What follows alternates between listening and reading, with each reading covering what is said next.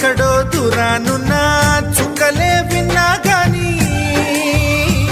కదిలించలేదా కాస్త కూడా నీ మనసుని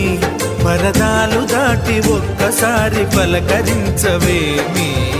అందరినీ ఇలా వెంటపడి అడగాల సరదాగా నువ్వే ఎదురైతే సరిపోదా నిద్రపోతున్న రాత్రి నడిగా గుడ్డికి చేరిన గువ్వల నడిగా